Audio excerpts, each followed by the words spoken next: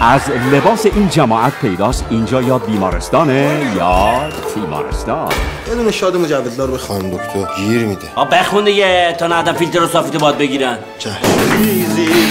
اما ظاهرش بیشتر شبیه بیمارستانه با بیمارای یه خورده شاد و شنگول.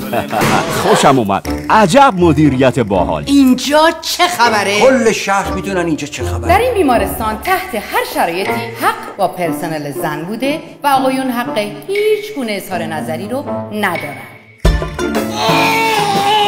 پسرها فریاد نمیزنن. با این قوانین شدید و غلیظ خدا به داد مردا برسه. کاری نکنین که مجبور بشم تنبیهتون کنم.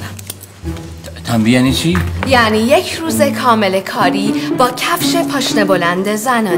ولی های عشق که وسط بیاد همه قوانین عوض میشه. حالا ها چه تو کفش مردونه باشه چه تو کفش پاشنه بلند زنونه. اگر خر نیاید به نزدیک بار تو بار گران را به نزد خراب. من فقط زن پزشک میشم، اون هم به شرطها و شروطها. خوبه تو هم خفمون کردی با این دکترا. دکتر رضا صبوری 40 ساله هنوز مجرد. 40 ساله مجرد. ببخشید مجرد 40 ساله. نگاهت نرم و لطیفه پر آهنگو. الان دور موتور تو تند میکنم که خونکم بشی. مکانیکی کی اینو بهت گفته؟ نه مکانیک. ببینم نه دکتر. این همه صبر کردم، یکم دیگه هم صبر میکنم تا یک پزشک با ویژگی خاص بیاد. خانم دکتر زیاد سخت نگیر، شما هم همچی دختر دم وقتی نیستی یا این دکتره پسر خوبی به نظر می اومد. ببخشید دکتر افشار تشریف دارن؟ نه خیلی تشریف ندارن. آقای دکتر من خیلی خوشوقتم از دیدنتون. من هم خیلی خوشوقتم از آشناییتون خانم. اما خب الانصاف این یکی دکتر خیلی خوش‌تیپ‌تره. رقیب عشقیت همین دکتر است؟ آره زهلا خوش قیافه است.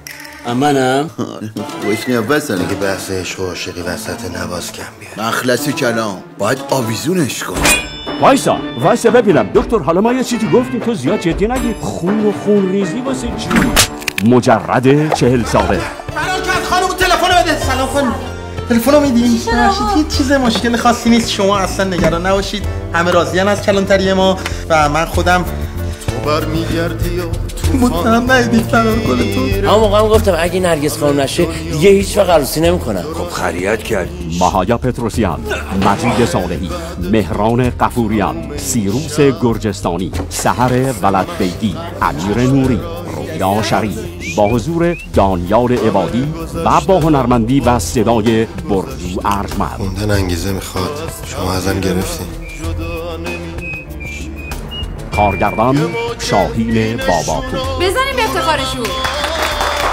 تهیه کننده سید محسن جاهد. مجرد 40 ساله، برنامه آینده بهترین سینماهای کشور. پخش رسانه فیلمسازان مولود.